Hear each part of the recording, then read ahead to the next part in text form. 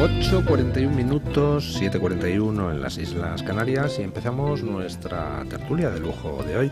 Hoy con doña María Muñiz de Urquiza. ¿Qué tal está usted?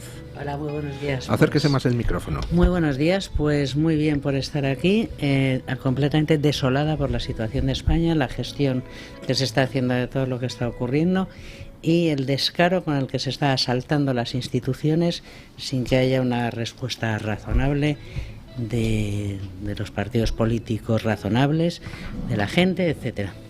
Espero que hablemos de eso. Pues hablamos de lo que usted quiera, porque aquí yo estoy de mero moderador. Al final yo planteo temas y luego los tertulianos hablan de lo que les da la gana. Pero vamos, me parece un tema adecuado para hablar. Don Borja Montoro, ¿qué tal está usted? Buenos días, don Luis. Me gusta mucho que mientras usted le está diciendo a doña María, luego los tertulianos hablan de lo que le da la gana. En realidad me está mirando a mí mientras lo dice. Ya sé que me tiene usted. Usted es uno de los tertulianos más disciplinados. Cuando le da la gana, cuando no, pues habla de lo que le da la gana. Don Julio Ariza, ¿qué tal está usted? Buenos días, hombre, estoy muy triste por lo que comentaba doña María, sobre todo por la situación de Valencia. Me ha hecho mucha gracia cuando ha dicho usted eso de que era un mero, decirles Lutiers, decía, yo en realidad solo soy un mero. Sí. En realidad somos bastante meros comparados con la apasionante tarea que tenemos por delante los medios de comunicación, que actuamos con libertad para tratar de llegar hasta el final con ese mensaje de, oiga, las cosas están así, no como se las están contando, están así. Y en el tema de Valencia es absolutamente lamentable que la gente acepte ingredientes diferentes al de la ayuda a las víctimas, la tristeza y la oración por todos los que han padecido y padecen esa tragedia, y el ponernos a pensar cómo reconstruimos y cómo evitamos que vuelva a haber otra tragedia. El resto de debates ya vendrán, si van a venir solos, si además la gente no es tonta, ¿no? Van a reaccionar exactamente en sentido contrario al de los fanáticos y el de los manipuladores. Bueno, a mí hay una cosa que me llama mucho la atención, y es que cuando Sánchez estuvo en Paiporta, pues resulta que le pega un vecino de la zona un escobazo al coche que acompañaba a Sánchez, y automáticamente sale el gobierno a decir que eso es una trama de ultraderecha organizada, y manda una unidad de élite de la Guardia Civil a detener vecinos, entre los cuales no ha salido nadie de ultraderecha, de la gente que ha investigado la Guardia Civil. Pero sin embargo el sábado intentaron quemar el ayuntamiento, hubo enfrentamientos con la policía, 31 manifestantes heridos en esa manifestación convocada por la izquierda en Valencia contra el gobierno de Mazón, y a la que, por cierto, acudieron autocares fletados por la Asamblea Nacional Catalana, uno de cuyos pasajeros supongo que sería Lluís Llach, que andaba por allí manifestándose. Y eso lo ha calificado la delegada del gobierno como incidentes aislados. 31 policías. 31 policías, sí. Sí. Está muy bien, ¿no? ¿Qué les pareció a ustedes? Esa manifestación que se convocó al día siguiente de las inundaciones. No esperaron. La primera acción que tuvo la izquierda fue hacer unas pegatinas y convocar inmediatamente una manifestación para el día 9. Mucho antes de que se supiese qué había sucedido, por supuesto, cuando lo que hacía falta era estar echando una mano, etcétera. Ninguna de las personas que convocaron esa manifestación, etcétera, han estado dando el callo. A pie de barro, dando el callo durante el tiempo que ha hecho falta, y lo que han estado es preocupados sobre todo por el éxito de esa manifestación, a la que yo creo que probablemente asistió mucha gente algo confundida, pensando que era una manifestación sinceramente para protestar contra la clase política. Luego allí mismo, me consta, porque además hay imágenes, se les dejó muy claro y se les dijo que aquello no era para protestar contra los posibles responsables, sino para protestar contra Mazón, única y exclusivamente, que probablemente es uno de los responsables, no me cabe la más mínima duda, pero no cabían otras voces. Y luego, en cuanto a la acción policial, a mí me duele y me da un poco de... porque hemos visto, y con mucha razón, y yo estoy muy de acuerdo, representantes de sindicatos policiales defender la acción de la policía en Ferraz en muchas ocasiones, cuando han sido criticados, y yo creo que se les ha criticado con razón, porque en más de una ocasión hemos visto que se excedían, etcétera, y se han partido la cara por defender a la unidad de intervención policial, y que es total, y que hay que comprender que ahí hay una línea azul que es infranqueable, y que tal, y la policía no puede permitir, que tal. Ayer, o hace 2 días, hace 2 noches, llegaron a la puerta de la sede de la Comunidad de Valencia limpiamente, pusieron aquello hecho un asco, hicieron lo que quisieron, y ahí estaba la misma unidad de intervención policial, y realmente no actuaron de la misma manera. Y yo he pedido explicaciones a algún representante de estos sindicatos de la policía, es decir, ¿por qué me cuenta usted cuentos con respecto a la brutalidad o a la firmeza, por no decir, de la acción policial en Ferraz, y en cambio no tiene la misma respuesta esa misma policía, porque no tiene una respuesta contundente en Valencia frente a estos otros? ¿Que se trata diferentemente a los manifestantes según y quién los convoque, o según contra qué sede se dirijan, o cómo funciona esto? Porque a mí me pareció absolutamente impresentable permitir que esa gente pusiera de hecho un asco un edificio que además es un edificio histórico, etcétera y tal, y con absoluta impunidad. Y me pareció que había muy poca, bueno, hubo una pequeña escuadra, o no sé, como un grupo de policías que se vieron rodeados y que estuvieron en grave peligro, cosa que no debe suceder en ningún momento, de manera que el despliegue policial probablemente en Valencia fue mucho menor, proporcionalmente, desde luego, mucho menor del necesario del que se suele disponer en la calle Ferraz. Y a mí eso también me parece de una cierta gravedad, y creo que es una cosa que hay que traer y tener en consideración. Yo creo que hay una doble voluntad. Por una parte, que se plasme mejor todavía de lo que se ha plasmado hasta ahora, que hay un caos en Valencia y que eso se focaliza, y que la culpa es del gobierno del PP, de Mazón, de la incompetencia de las autoridades regionales autonómicas, que es cierto que se han demostrado incompetentes, pero creo que hay una voluntad de acentuar esa situación con la manifestación, etcétera. Y creo que, por otra parte, hay algo que es más siniestro, y que realmente es tiene que ser denunciable, tiene que ser que la gente se dé cuenta y denunciable por los medios. Y es, en el año 2016, lo tengo recuperado aquí a través de una persona muy, muy lúcida de Twitter. En el 7 de octubre de 2016, Podemos publicó un tuit que decía: debemos politizar el dolor, que el dolor se convierta en propuestas para cambiar la realidad. Lo que ha habido con la manifestación es una politización, una utilización fraudulenta de la rabia, de la ira y del dolor de la gente que ha estado sufriendo, y por eso se impidió que hubiera pancartas en las que se acusaba también al gobierno. Por eso se llevó gente de los separatistas catalanes, o eran los convocantes los que fueron a agitar, y por eso se puso de manifiesto que la vulnerabilidad, que es una contradicción en sus términos, de la misma policía frente a los manifestantes furiosos. Y por eso se ha convertido un escobazo que nunca dio a Pedro Sánchez, que dio a otro señor que estaba por ahí, no sé si era un fotógrafo, un guardaespaldas o qué, pero nunca le dieron un golpe para hacer que Pedro Sánchez, el presidente del gobierno, se presente como una víctima de una confabulación ultraderechista que también se ha demostrado que no existió, pero que desde Moncloa no se ha desmentido que esa percepción inicial, que podría haber sido que hubiera habido una tal confabulación, pero que no, luego se demostró que no la hubo, y nunca se ha desmentido, pero se ha presentado todo una mentira envuelta en un enigma, rodeada de un engaño, tal, para que al final todo sea como un caos en el que hay un totum revolutum en el que quedan mal los partidos políticos, la clase política, el tal, y de alguna manera eso se ha focalizado en el PP, en lugar de llegar hasta el último responsable, que no es el PP, que no está en el gobierno, que está en el gobierno en un nivel inferior, sino que es quienes dan las órdenes en el ejército, que es Margarita Robles, quien da las órdenes civiles, que es el presidente del gobierno, o el ministro Marlaska, o el de la Confederación Hidrográfica del Júcar, que es Teresa Rivera, que está estudiando un examen en Bruselas. Es decir, se ha desviado y se ha hecho una dispersión de las responsabilidades, que efectivamente tendrá que dimitir muchísima gente aquí.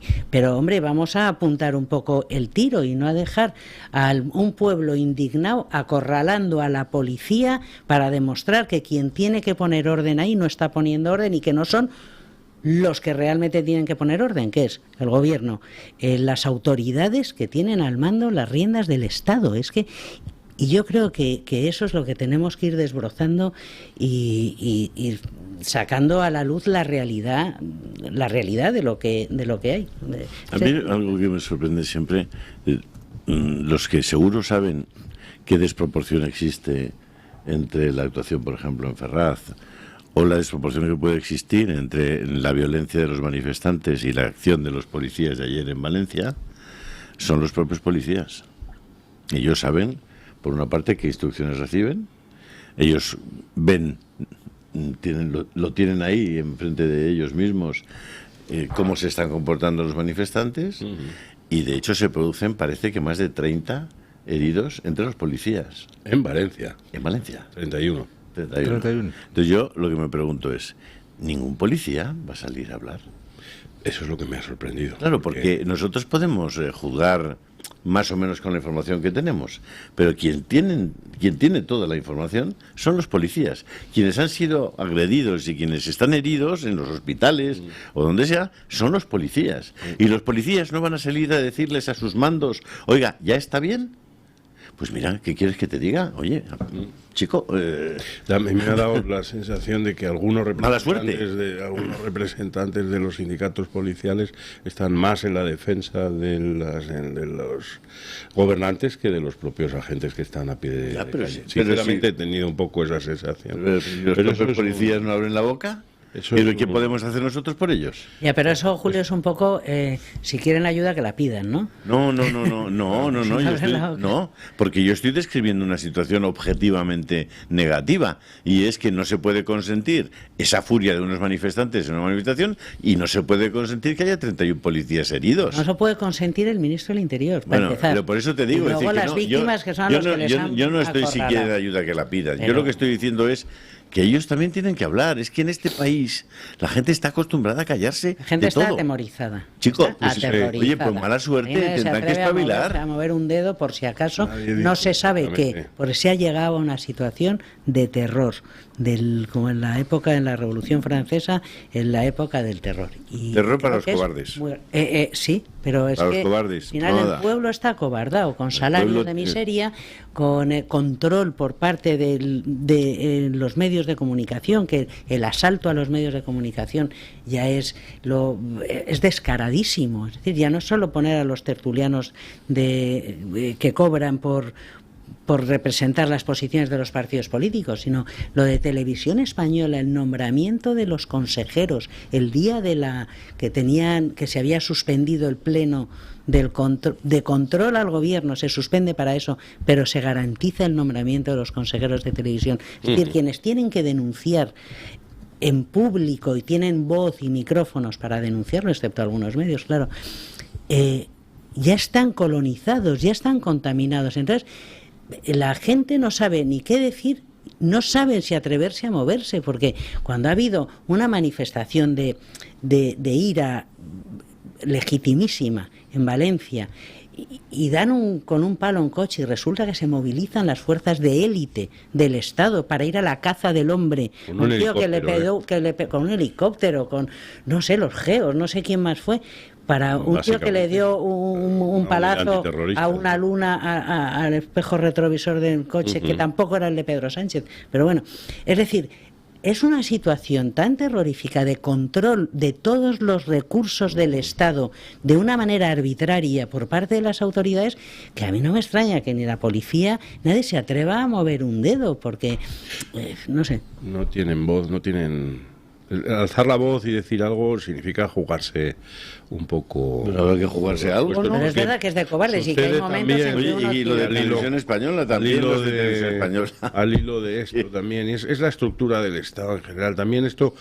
Caemos muchas veces en el error y no deberíamos, bajo ningún concepto, de tener un poco de decir, bueno, ¿de quién es la responsabilidad de esto? Y parece que hay una pelea tanto institucional como dentro de la clase periodística por ver a ver si la balanza se inclina más hacia la administración central del Estado o si la balanza se inclina más hacia la administración autonómica. La manifestación de la izquierda del otro día era para intentar hacer el relato y hacer caer toda la culpa sobre Mazón, etcétera. Lo hemos visto. Para mí... lo que sucedió el otro día es mucho más profundo. No es una cuestión de si es una ineficacia de la administración central o la autonómica.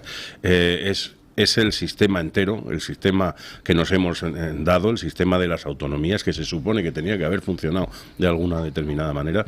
Y yo creo que las declaraciones, por ejemplo, de Núñez Feijóo ayer, creo que salió diciendo que esto ha dejado claro que el sistema autonómico funciona perfectamente. Es lo más desacertado que se puede decir exactamente en una jornada como la de ayer. Desacertado no, yo leí eso y dije, definitivamente Feijóo está pirado. Está perdido la cabeza, o sea, es exactamente lo contrario. Si algo ha dejado claro la gestión de esta crisis es que el sistema autonómico ha sido letal para los ciudadanos.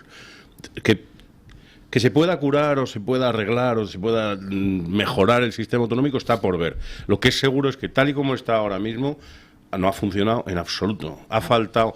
Es un sistema extraordinariamente caro. Nos cuesta un dineral y para lo único que nos sirve es para contemplar a una clase política que está fuera del alcance de los ciudadanos, que vive en otro mundo, tirarse piedras de un tejado al otro, intentando... Creo que ese puede ser un ingrediente, el que funcione o no el sistema autonómico, pero vamos, cuando tú escuchas a la ministra de Defensa el día 2 diciendo que el ejército no está para eso porque tiene otras cosas que hacer, aquí no estamos hablando de un funcionamiento raro o negativo de las autonomías. Yo creo que las autonomías, es decir, la descentralización del poder, desde mi punto de vista, para mí, en sí misma es positiva. Porque usted es navarro.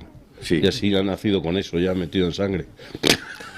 La descentralización del poder es positiva. De la gestión... Ahora, yo lo que creo es que es muy negativa la opacidad en la utilización de los recursos públicos. O sea, eso sí que me parece negativo. Donde esté el poder, oiga, enséñeme usted qué hace con el dinero y déjeme decidir qué hacer con el dinero público. Para mí esa es la clave. Permítanme que hagamos una breve pausa publicitaria y a continuación les voy a comentar la noticia que trae ahora mismo OK Diario. Marlaska movilizó en 24 horas 3.500 efectivos militares y policiales y se puso al frente de ellos y movilizó la ayuda europea. Todo en 24 horas. ¿Cuándo? Para hacer una emergencia, un simulacro de emergencia en Aragón en 2019. Ahora os lo contamos. Bueno, espectacular lo que trae OK Diario. Una información de Pelayo Barro. Huesca, abril de 2019. El ministro del Interior, Fernando Grande Marlaska, se desplaza hasta esa ciudad para ponerse al frente de un simulacro de emergencia provocada por una gran inundación. Él mismo había firmado 2 días antes un documento con el que se elevaba la situación al nivel 3 y tomaba personalmente el control.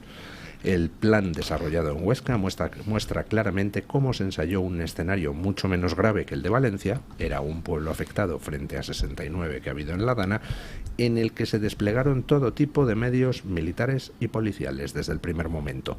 Un total de 3.500 efectivos en las primeras 24 horas, incluida la activación de un convenio bilateral de ayuda con Francia que no se ha activado en la catástrofe de Valencia. O sea, que para hacer un simulacro de emergencia en Huesca en abril de 2019 sí que se movilizaron 3.500 efectivos de policía y ejército de manera inmediata. El ministro del Interior tomó el mando personalmente, se desplazó hasta el lugar y ahora, para una catástrofe real, se dice que falta una póliza y que claro, que no han ido para allá porque que no le ha dicho el gobierno autonómico no sé qué.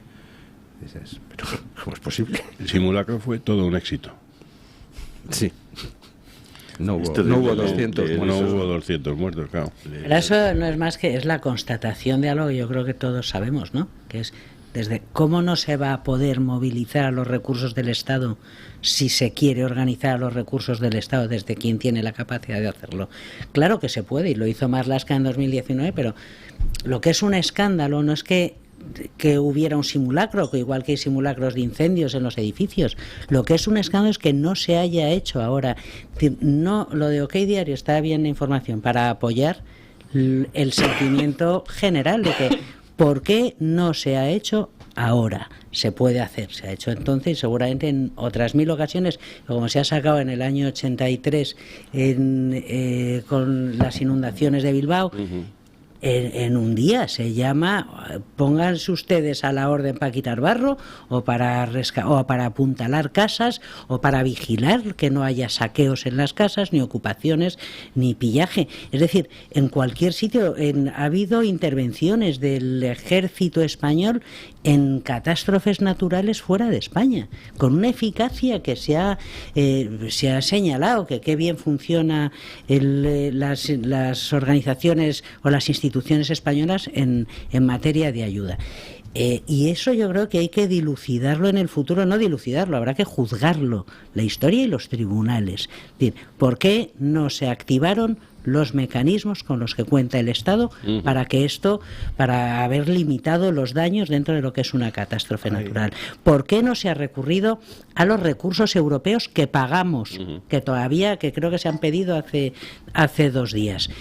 ¿Por qué han tenido que venir, que es un ridículo para España, unos bomberos franceses sin autorización? Que yo ayer he escuchado un discurso en la Asamblea Nacional Francesa, que es lamentable que España esté dando esa imagen, que esto afecta a la imagen internacional de España. Es decir, que ha funcionado en un simulacro y que se puede hacer. Claro que se puede hacer. Gracias OK Diario por recordárnoslo, pero por supuesto que se puede hacer. Y la crítica que se puede hacer al gobierno es precisamente por no haberlo hecho.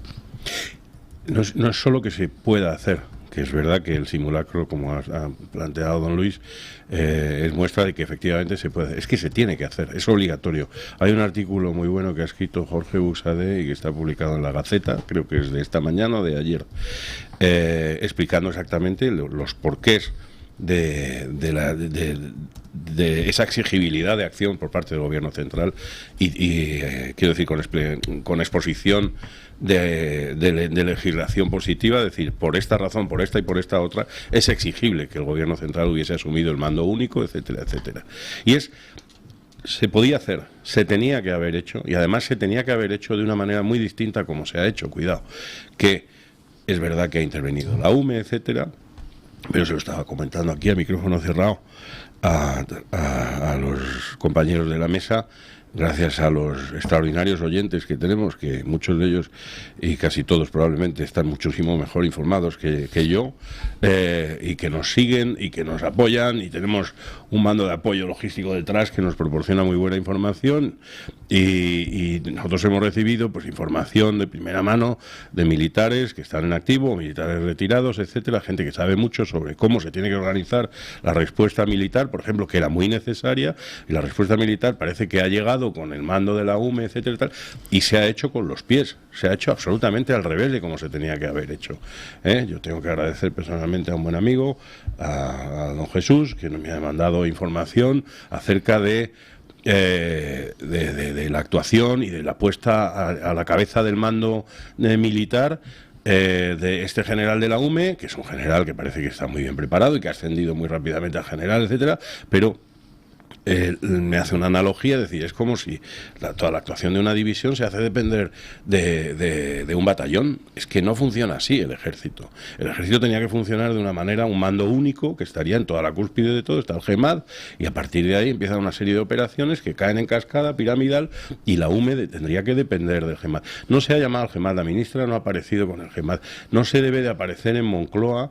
Un mando militar no debe dar una rueda de prensa desde la sede de Moncloa, porque no es su obligación. Allí tenía que haber comparecido la ministra. Puede tenerlo a la derecha, al mando militar, pero quien comparece en Moncloa es el ministro de Defensa, no el mando militar. El mando militar, en todo caso... ¿El mando militar se refiere usted al Fernando Simón vestido de zapador? Exactamente, sí. Exactamente. Entonces, si él quiere dar una rueda de prensa o le corresponde dar una rueda de prensa, la tiene que hacer desde la unidad que él ¿No habrá nadie dirige en la familia de ese general que le diga que por favor deje de hacer el ridículo?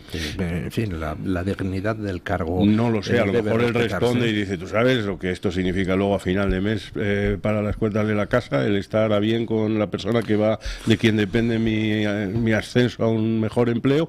Puede que la respuesta esté en cosas de este tipo, porque claro, dentro del ejército también hay ambiciones y hay mucha diferencia entre lo que cobra un coronel y lo que cobra un general de brigada y un general de división, y no son pocas cantidades, entonces, y los puestos y los mandos y etcétera.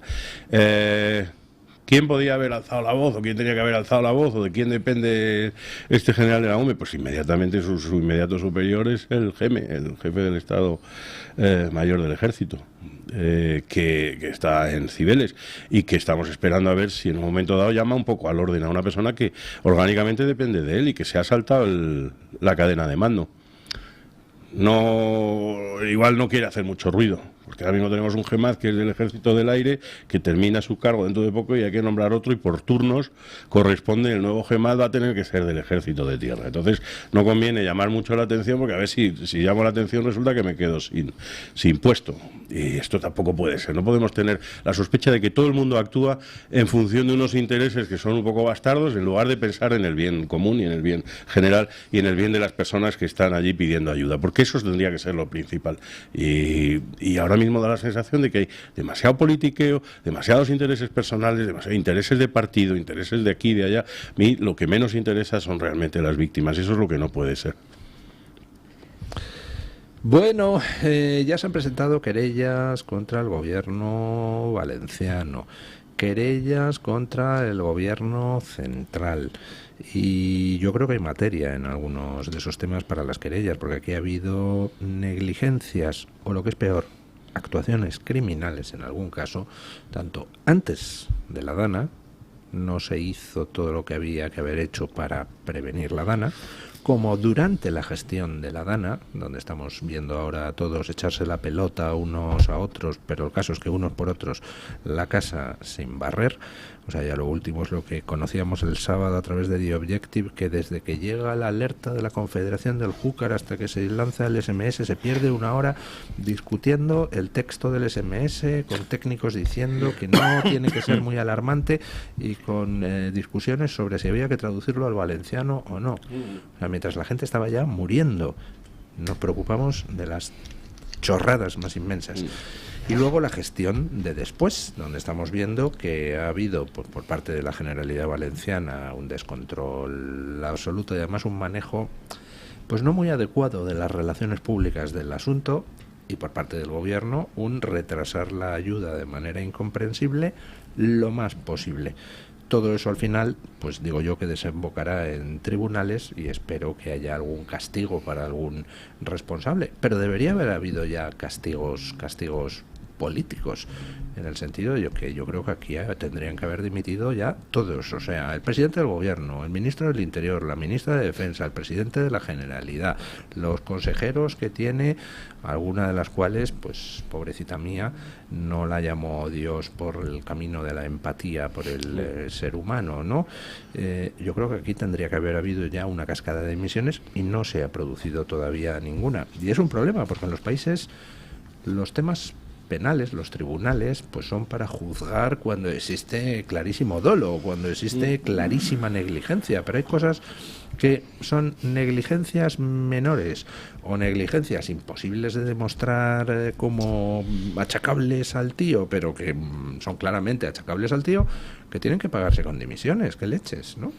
Yo creo que hay, incluso antes de la gestión inicial de esto, hay temas muy graves que se han puesto ahora sobre la mesa. Hay un informe de Moncloa del año 2022 en el que se pone de manifiesto que hay 2.700.000 personas viviendo en zonas inundables. Y que habría que haber limpiado los cauces de esos ríos, no haber destruido presas, como se hizo, es decir, hubo un plan hidrológico nacional en el que Teresa Rivera se puso a la cabeza a decir que había que eliminar el plan hidrológico nacional, y nunca mejor dicho, pero de aquellas lluvias estos lodos o como se diga. Es decir, que hay un tema que no es solo de gestión de esta crisis, que se ha hecho muy mal, sino previo de cuál es el planteamiento político, cuál es la idea de país que se ha puesto por delante, si la supuesta agenda woke del cambio climático, del medio ambiente, de que hay que proteger que el río circule libremente, fluya libremente porque hay que proteger la personalidad del río, y esas chorradas por las que se ponen por delante de que se va a inundar un barrio entero, una casa o un pueblo. Y ahí hay una responsabilidad de que hay que plantear en las próximas elecciones, cuando haya, espero que el PSOE no aproveche esta situación de caos ahora para organizarlas, para adelantar unas elecciones, a ver si pilla algo, pero creo que eso sí que debería figurar en las propuestas políticas o en las exigencias políticas por parte de la ciudadanía, los temas serios. Es decir, ¿qué van a hacer ustedes con la gestión del territorio? ¿Cuáles son los planes de prevención en caso de que ocurra alguna cosa de estas que además en Levante suceden periódicamente, las danas, las gotas frías, tal? Y yo creo que eso se ha puesto ahora de manifiesto, bueno, como siempre pasa, ¿no? Que tiene que llegar el lobo para que uno crea en el lobo, cuando en realidad un país hay que gestionarlo en el largo, en el medio y largo plazo, y no en el plazo inmediato de a ver qué dice la agenda internacional, la 2030, no sé qué, para que nosotros digamos una cosa u otra sin tener en cuenta los intereses de las personas.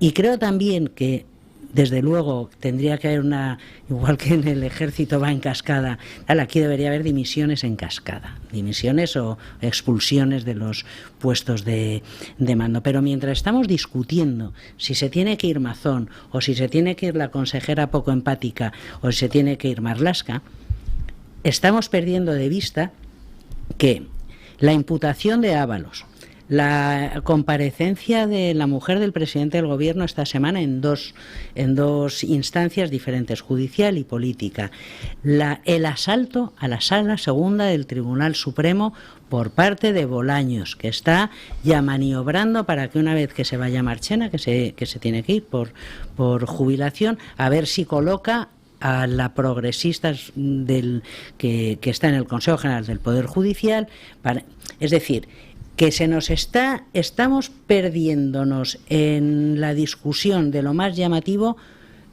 la corriente subterránea que hay en la contaminación de los otros mecanismos de control del Estado. Y creo que debemos tratar las dos cosas en paralelo. Sí, completamente de acuerdo. Pero bueno, yo es que creo que Sánchez lo había planificado perfectamente en cuanto se produjo la catástrofe. Dice, esto me va a servir para alejar el foco de la corrupción que me rodea. Durante unas semanas no me van a preguntar tanto por Ábalos, no me van a preguntar tanto por Begoña, etcétera, etcétera. Bueno, etcétera. Si ellos mismos emitieron un silencio radio durante 5 días por respeto a las víctimas. Primero vamos a probar lo de televisión y luego nos quedamos con un descaro. Es una de esas cosas que dices, porque nos viene bien precisamente por esto. Este miércoles se produce la votación de confirmación de Teresa Rivera como comisaria de la Unión Europea. Yo me pregunto si el Partido Popular va a ser capaz de decirle a los españoles que el Partido Popular Europeo ha nombrado a Teresa Rivera como comisaria de la Unión Europea, ha votado a favor. Vamos, Weber ha dicho que se lo están pensando, creo. Pues espero que lo piensen para bien, porque creo que el Partido Popular va a tener muy difícil vender a los españoles que su Eurogrupo ha votado a Teresa Rivera, que parece que es una de las máximas responsables de las negligencias que condujeron a esta catástrofe donde llevamos 250 muertos. Bueno, ¿ustedes creen que se va a atrever el Partido Popular a no exigir a sus socios europeos que tumben a la comisaria? No lo sé. ¿Puede?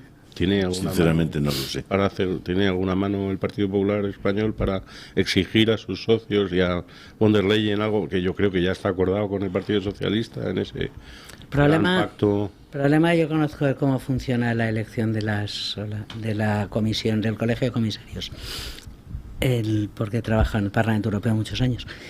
Y el problema es que el Colegio de Comisarios forma parte de un pacto muy complejo entre distintas familias políticas, entre distintos países, los 27, cada uno tiene derecho a un comisario. El reparto de carteras de vicepresidencias, etcétera, forma parte de una negociación muy ardua que solamente se puede sacar adelante por consenso.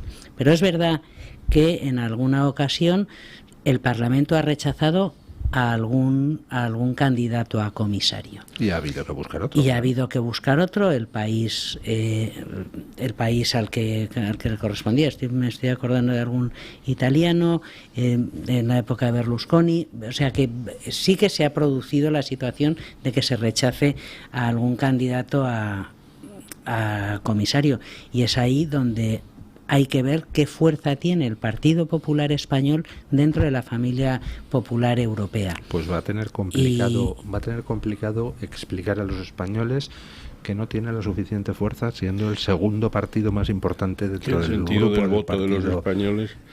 En realidad, al final no tiene peso. No, pero ahí donde se marca la fuerza del Partido Popular Español en Europa no es en el sentido del voto de los españoles, que siempre se pueden desviar de su familia política, sino en su capacidad de influencia para hacer que su familia política vote una cosa u otra. Va a tener que explicar, en caso de que Teresa Rivera salga confirmada como comisaria, que es que no pinta nada, pinta menos que pata de queso en Sevilla dentro de su grupo parlamentario europeo, ¿no? Entonces, bueno, pues quedar como imbécil no es nunca aconsejable para un político, y quedaría como un imbécil. El miércoles por la mañana saldrá y dirá: esto ha dejado demostrado claramente que las instituciones europeas funcionan a la perfección.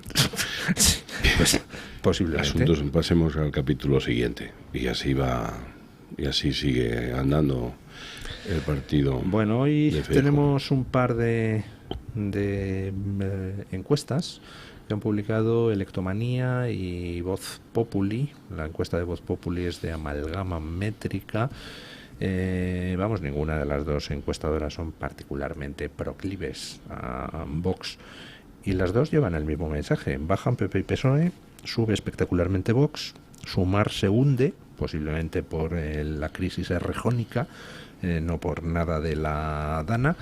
Y bueno, pues no sé, pero me parece que se ha abierto en estos momentos un melón en España que va a revolucionar toda la escena política. ¿En qué porcentaje baja el PSOE? Porque yo he visto la de Electomanía, pero no he visto la de Voz Populi.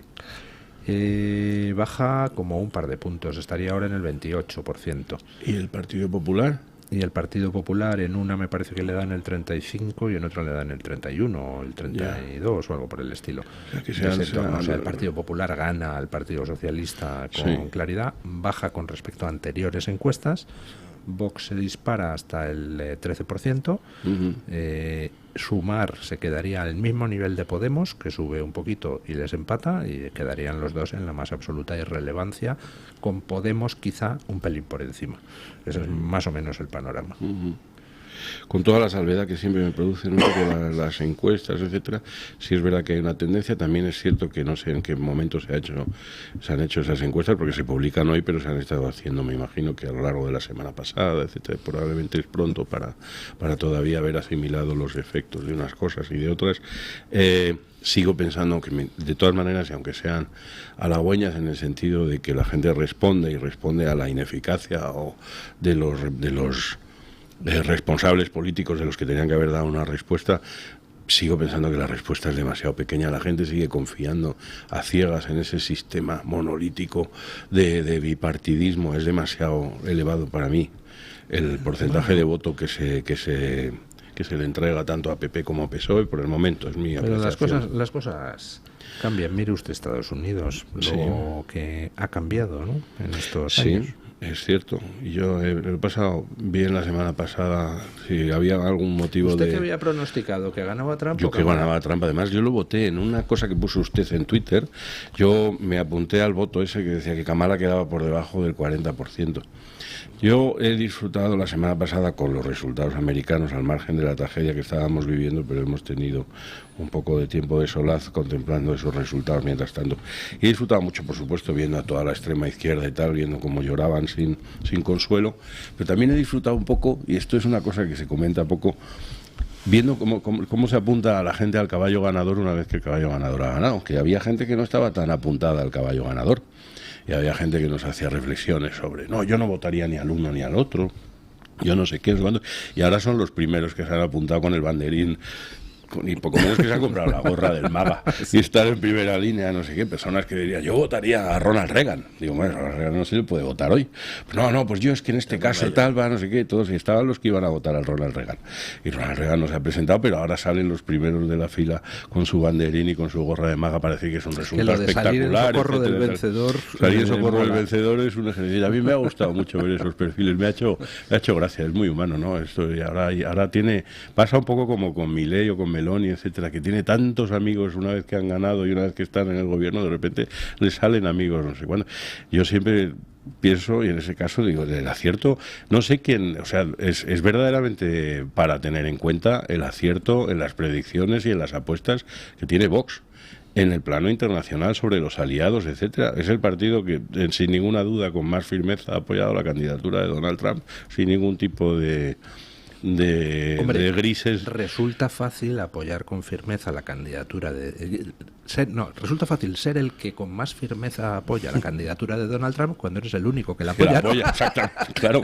No, pero que quiero decir que no es que sea el único, es que además todos sus dirigentes, todos sus que estaban firmemente apoyando esa candidatura, igual que habían apoyado en el pasado la de Milei, la de Meloni, etcétera, y todos estos candidatos están ganando. Y a Orbán, que ahora se configura como una pieza muy importante en Europa, muy importante, y efectivamente tienen un olfato y una visión o un convencimiento y unos principios que los están dirigiendo hacia un lugar que es muy provechoso, y yo creo que eso es digno de tener en cuenta y hay que aplaudírselo y hay que evaluarlo como, caramba, esta gente tiene un sentido de la anticipación que está muy por encima del que tiene el Partido Popular, que ahora mismo como aliados internacionales o como compañeros de viaje en materia internacional, aparte de Weber y tal, pero los de la CDU en Alemania, bueno, ahora a ver qué sacan y quiero decir, están un poquito cojitrancos en materia internacional en comparación a cómo se sitúa Vox, que tengo entendido que ahora dentro de poco hay una CIPAC de estas, otra nueva, no sé cuándo es, el 5 de diciembre creo,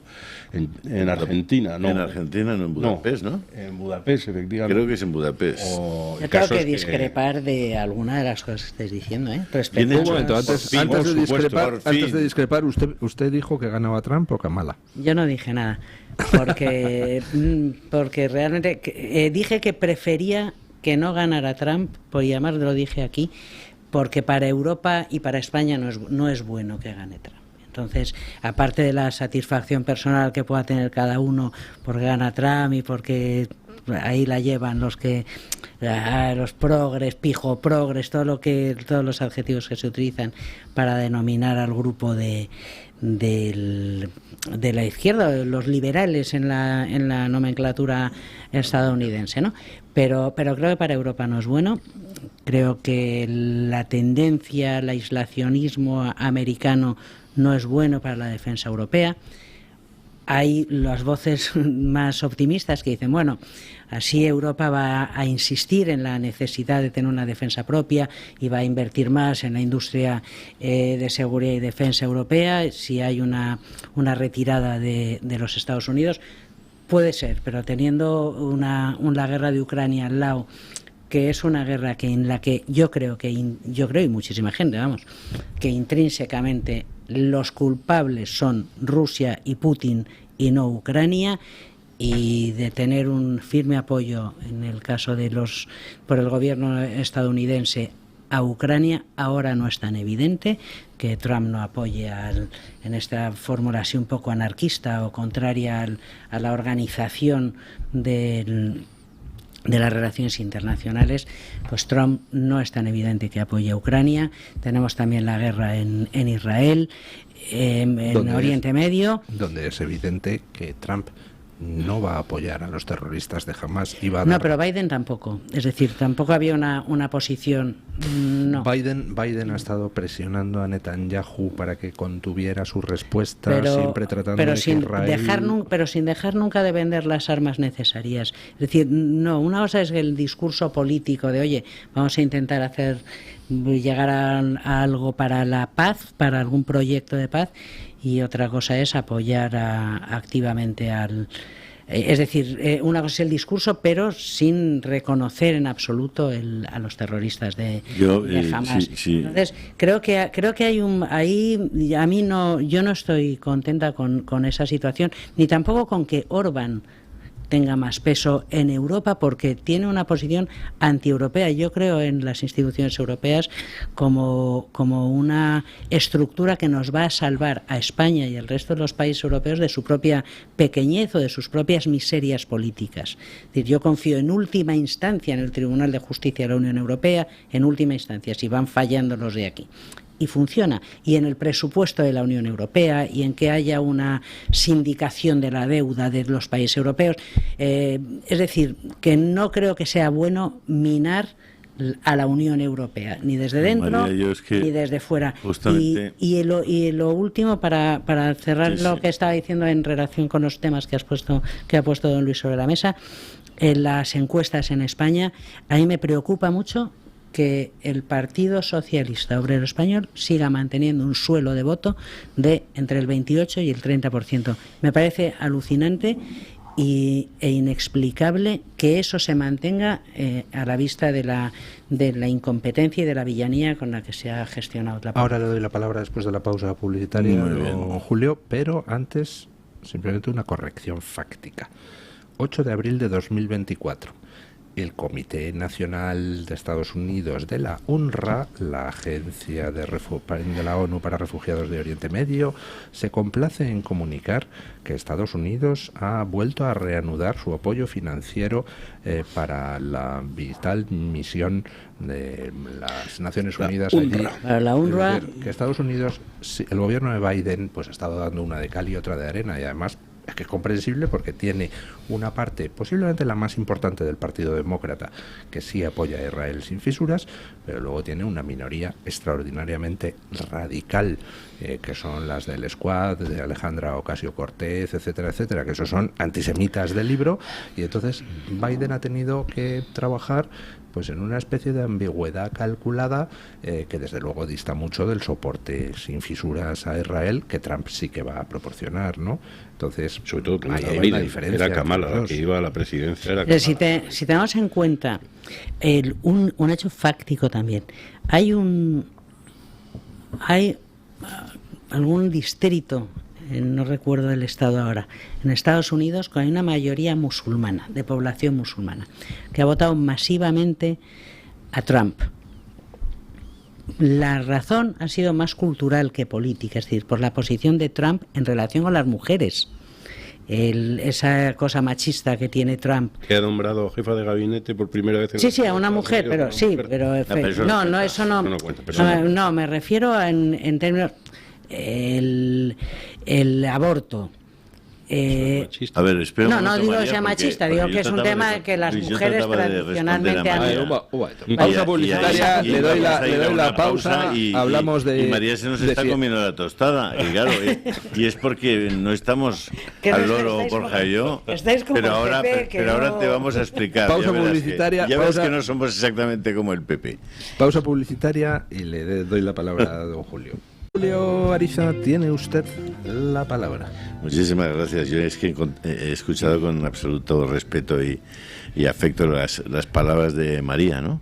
Pero desde la absoluta disconformidad, claro, porque para mí Europa está muy bien, ¿m? Y lo que vaya a hacer Trump con Europa, pues está por ver. Vamos, yo sí he visto lo que ha hecho Biden con Europa, ¿no? Y lo que ha hecho Biden con Europa fundamentalmente ha sido hundir a Alemania, hundirla en la más absoluta de las miserias, empobrecerla hasta límites que los alemanes no conocían desde hacía décadas, y lo que ha hecho es una desunión entre los países europeos, que es lo que la administración demócrata en Estados Unidos ha buscado siempre. Respecto a los temas más de fondo, ¿no? ¿Qué me interesa a mí de una administración de un gobernante? Lo primero, que respete la vida.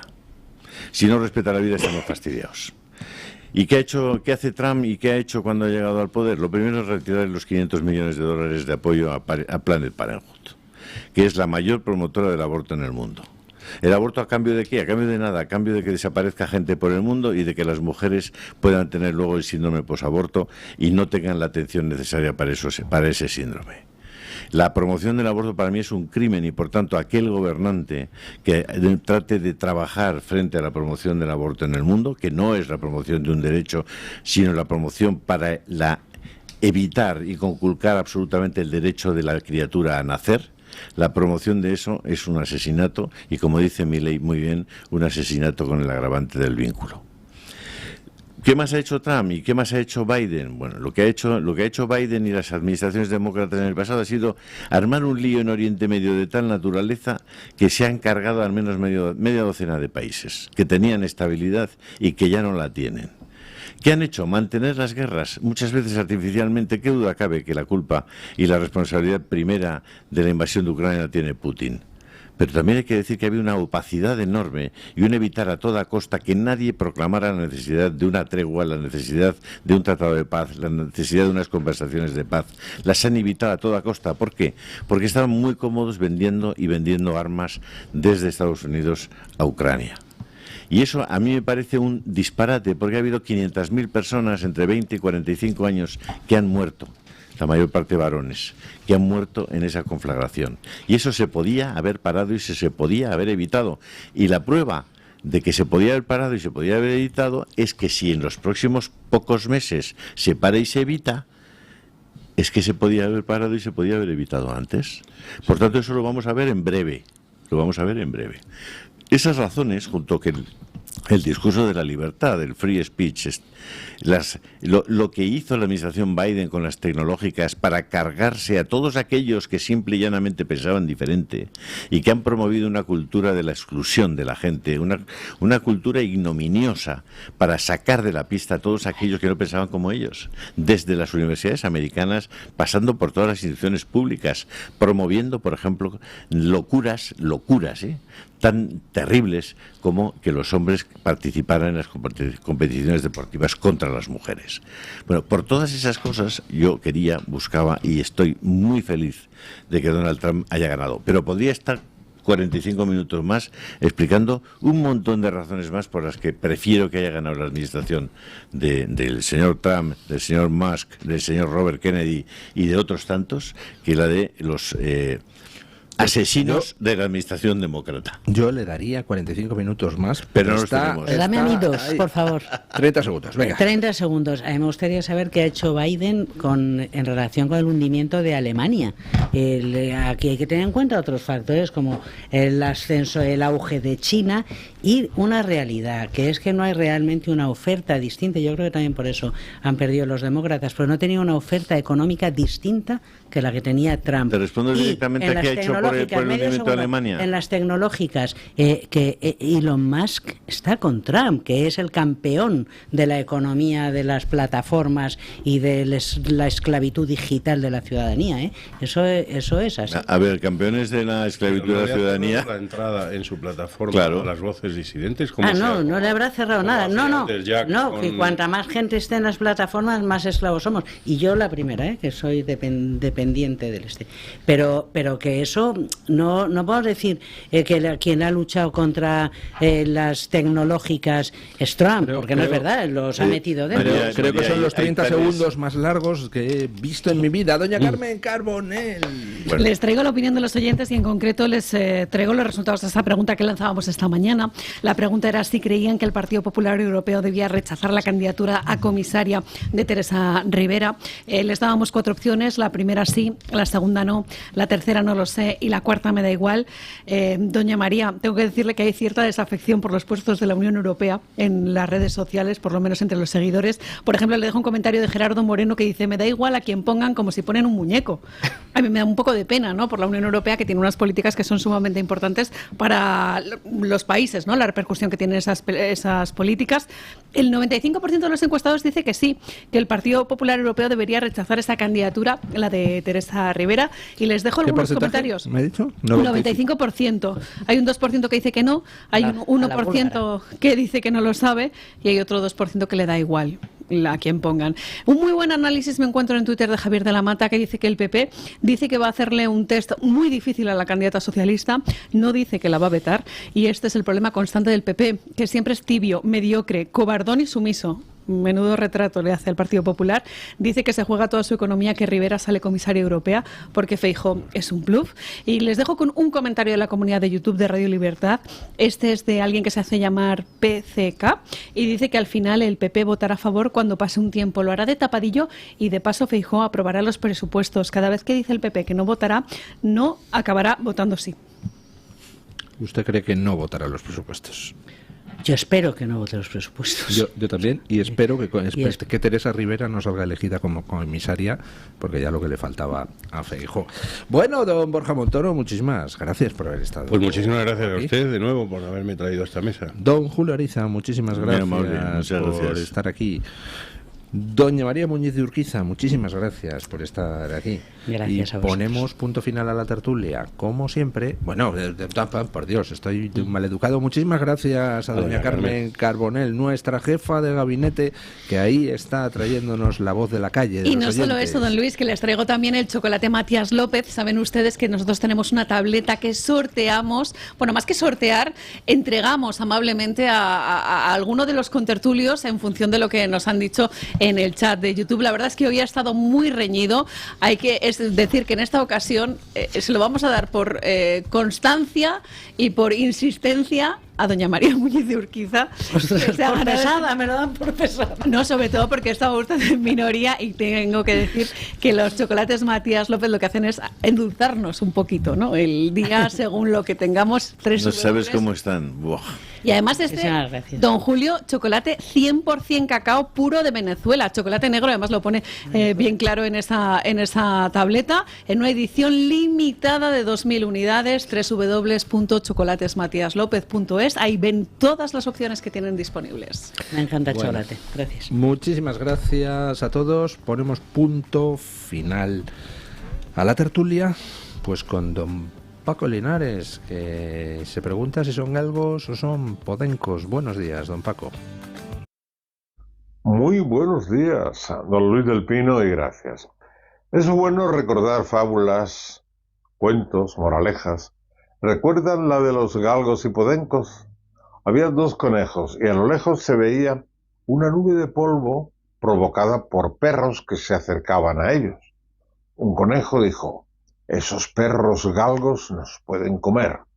El otro conejo le respondió: «Efectivamente, los perros esos nos quieren comer, pero no son galgos, son podencos».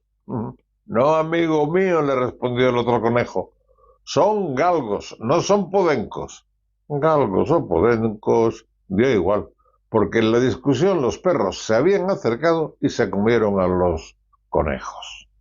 También recordamos el dicho «unos por otros y la casa sin barrer». Ahora en Valencia recordamos otra sentencia: «a río revuelto ganancia de pescadores». Que Carlos Mazón no fue diligente en el primer momento es un hecho. Que teniendo más responsabilidad el gobierno central que la comunidad autónoma, también es verdad, porque hizo dejación de sus funciones. Eso es una realidad. Antes que pedir la dimisión de Mazón, pediría la de Teresa Rivera, segundo, la de Marlaska, y tercero, y la más importante, la de Sánchez. El AUMET depende del gobierno central, y ahí vienen los pescadores. A ellos se les infunde rabia para que fomenten el caos y perdonen a los más importantes del Estado gubernamental. Van por Mazón. Se traen camiones cargados de personal de izquierdas o independentistas, incluso de Barcelona, pero creo que esta gente no saben o saben demasiado. Por eso vino la manifestación del sábado y el PSOE se va de rositas. Así es como se pisotean a las víctimas. Mañana, más y mejor, punto final.